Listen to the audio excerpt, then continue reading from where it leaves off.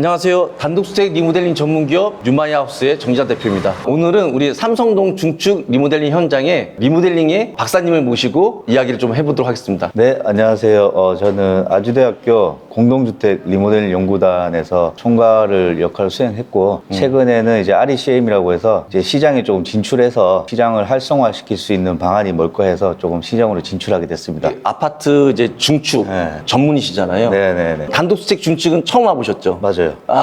매번 이제 10몇 층짜리 뭐 수백억짜리 프로젝트 하다가 이렇게 10억 단위의 아주 작은 프로젝트에 놀러 오셨는데 첫 번째 느낌이 좀 어떠세요? 일단 기존 골조를 살리면서 한다는 게 굉장히 좀 인상이 깊습니다. 제가 일반 건축물에도 이렇게 한다는 게. 어떤 프로젝트 좀 진행하고 계세요? 공동주택 대상으로만 좀 하고 있고요. 네. 국토부 국채까지죠. 한 8년 네. 동안 진행했는 거에서 네. 저희가 진행해봤을 때 리모델링에 대한 전문가들이 신축에 비해서는 거의 많이 없어요. 네. 신축에 비하면 거의 없다고 보시면 될 것 같고, 그쵸. 이제 경험이 없는 업체들로 인해서 네. 논란도 일어나는 경우도 좀 다수화분하고요. 시장의 활성화를 위해서 네. 저희가 비영리로 활동하다 보니까 한계가 있더라고요. 네. 그래서 조금 리모델링 활성화를 해야 되겠다 해서 제가 갖고 있는 경험을 바탕으로 좀 하려고 활동을 하고 있고, LH 총괄 책임자를 맡고 있는 이제 용역을 또 하고 있는데, 그 이제 유지보수공사예요. 유지보수 관련 기준을 새로 만들어주는 건데, 노후화된 물량들이 계속해서 증가하고 있어요. 인구 고령화보다 더 심각한 문제가 나중에 될 수 있다라고 이제 많은 전문가들이 얘기를 하거든요. 그걸 대비를 해서 이제 이런 리모델링 시장이나 유지보수 시장 이렇게 유지 관리할 수 있는 이런 시장들이 활성화되기 위해서는 뭐 아는 사람들이 빨리 나서야 되지 않을까 싶어서. 네.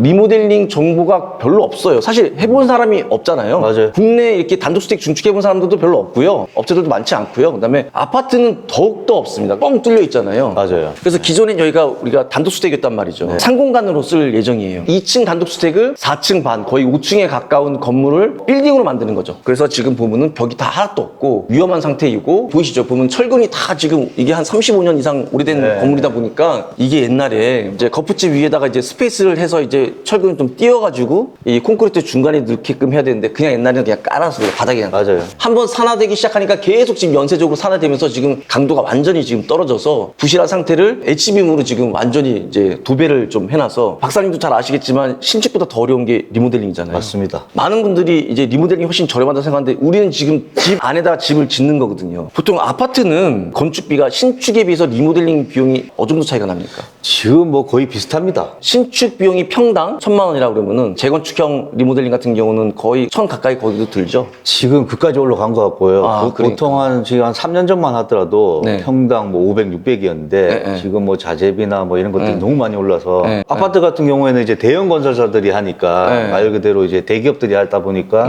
기술력이 있는데, 네. 이런 일반 건축물 같은 경우에는 영세한 업체들이 굉장히 많아요. 네. 함부로 맡겼다가는 오히려 역효과가 나타날 수 있어요. 아파트 같은 경우에는 H빔도 하긴 하는데, 네. 아파트는 워낙 큰 규모의 공사다 보니까 네. 이렇게 H빔으로 하다 보면 공사비가 엄청나게 올라갑니다. 네, 그러면은 제일 중요한 게 이제 사업성이 나와야 되거든요. 분담금이 너무 또 높아지면은 그 투자 가치가 없는 거고, 현실성이 없어지니까 H빔 보강보다는 뭐 탄소섬유 탄소섬유 시트라든지 시트나 뭐 용접이라든지 다양한 공법들이 많이 개발되고 있습니다. 네.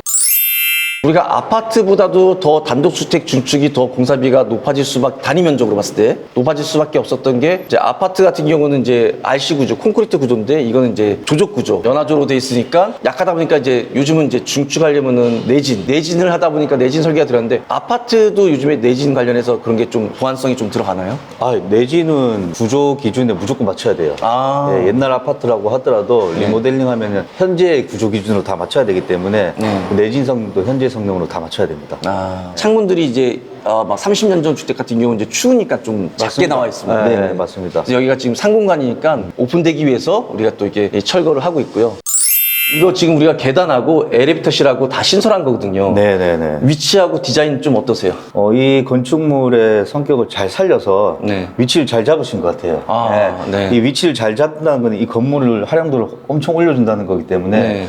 리모델링에 대한 거에 극대화를 좀 시킬 수 있지 않을까. 네. 그거에 굉장히 중요한 요소를 작용할 것 같습니다. KDDH 김동규 소장님도 굉장히 훌륭하신 분이라서 네네. 네, 설계를 굉장히 가성비 있게 아주 멋지게 잘 이제 새로 지은 3층입니다. 확실히 이제 1층하고 2층보다는 더 개방감이 어마어마하게 있죠. 그렇죠. 우리가 바닥을 새로 데크 플레이트를 깔고 여기다가 몰타를 쳤고 위에도 데크 플레이트가 있고 몰타를 쳤고 HB으로 구조 보강하고 네네. 그 아파트는 그분은 만약에 10층을 12층 뭐 14층을 하면 나머지 2개 층도 역시 콘크리트 구조로 만드나요? 콘크리트 구조로 가는 데도 있고 네. 아예 이제 기존 건물에 하중을 전달 안 하는 방식으로 해서 네. 별도의 그 구조로 이제 하중이 전이될 수 있게 하는 방식도 있습니다. 10층이 있는데 10층 옆으로 해서 다리바를 내려가지고 위에다 공중으로 2, 3층 맞아요. 예, 그러니까 기존 건물엔 전혀 영향을 안 주는 그런 이- 공법도 예, 많이 고민하고 있습니다. 지금. 저희도 초창기 때 그 공법을 했었거든요. 아, 단독주택 할 때. 예. 그거의 단점은 다리발이 이제 이 건물에서 이제 밖에서 보이는 거예요. 그래서 그거를 좀 이쁘게 포장하냐고 좀 힘들었었어요. 아. 건물의 마지막 하이라이트 한 층만 더 올라가서 보시면 재밌을 알겠습니다. 것 같습니다.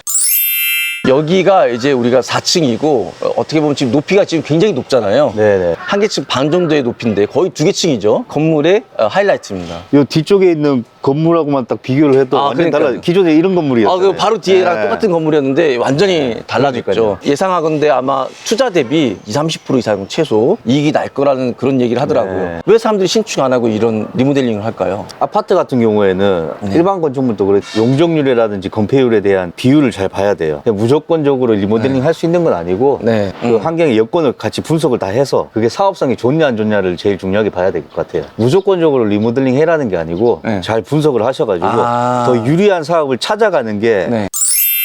저는 네. 건축주분이 한 분이잖아요. 네네. 건축주분은 막 수백 명 아니에요? 아, 저희는 어쨌든 아파트는 조합이라는 이 네. 조직이 있기 때문에 네. 저희는 이제 조합이랑 하고 이렇게 얘기를 하고 업체랑 얘기를 하지 네. 입주민들하고는 이렇게 직접적으로 아, 그래요? 사업을 하진 않습니다. 많은 분들을 설득시키기 위해서는 이 홍보 자료를 잘 만들어야 된다. 맞아요. 그래야지만 일반 이제 전문가가 아니시니까 네. 이 공법이라든지 뭐 이런 걸 이해를 잘 시켜야 맞아요. 된다. 그런 얘기 얼지 하셨던 것 같아요. 맞아요. 조합이 이제 입주민들 대표로 해서 저희가 상대를 하지만 네. 저희가 분석하고 이런 것들을 이제 주민 설명을 통해서 주민들한테 얘기를 해줘야 되거든요. 리모델링이라는 걸 좀 잘 설명을 해줘야 되는데 네. 일반 사람들은 이 리모델링이라고 하면은 인테리어 리모델링을 생각하세요. 아, 그 리모델링은 다른 개념이라는 거를 네, 네. 이제 시공회사잖아요. 뭐 부동산이라든지 사업성이라든지 몇 층까지 지을 수 있다 없다 이런 거는 사실은 제가 할 수 있는 영역은 아니거든요. 저희는 그냥 맞아요. 열심히만 짓는 거죠, 그냥. 네. 박사님 맨날 이렇게 좀 큰 것만 뭐 대기업하고만 하고 뭐 LH랑만 하고 그러지 말고 도움을 좀 주실 수 있어요? 아, 그럼요. 제가 그러려고 지금 이제 학교에서 나와서 예, 시장에 진출한 거고 충분히 뭐 저도 일반 건축주들한테 도움이 많이 될 수 있다고 생각을 하고요. 타 사례들을 많이 봤어요. 예, 뉴마이어스 한 거 말고도 네, 많이 네, 봤는데 네, 네. 불필요한 돈들이 너무 많이 들어가는 거예요. 이런 것들을 막 바로 잡는다면은 리모델링이 좀 더 일반 건축물도 활성화되지 않을까. 지금 너무 좋은 말씀하신 게 제가 사실은 설계 도면이 나오면은 우리가 봤을 때 구조 보강이 막 한 10층 건물 빔들이 과하게 들어가 있는 거예요. 저희 눈에 다 보이는 거죠, 이게. 네네네. 그러니까 건축주님도 좋은 컨설팅이나 이제 이런 조언을 받으시고 가야지 네. 오히려 덤탱이 받고 사업성에 좀 악영향이 있을 수도 있다. 올해 6월 달부터 해가지고 네네. 재건축형 리모델링 네네네. 그를 시작했어요. 아주 노후된 아파트들. 저는 노후된 단독주택만 많은 줄 알았더니 30년 이상 된 아파트들이 굉장히 많더라고요. 맞습니다. 아파트의 기능 개선에 대해서는 많이 알고 계시니까 조언을 좀 많이 해줄 수 있죠. 아유, 알겠습니다. 오늘 이렇게 박준석 박사님 모시고 삼성동 현장에서 증축에 관련해서 얘기도 했고 혹시 도움이 필요하시면은 더 보기 밑에다가 박사님 사무실 연락처를 올려놓을 테니까 전화 주셔서 언제든지 연락 주시면은 제가 상담 드리겠습니다. 네, 이 영상 네. 보고 연락 주셨다 하면은 네네. 박사님이 작은 건물이라도 네네. 네, 감사합니다. 감사합니다.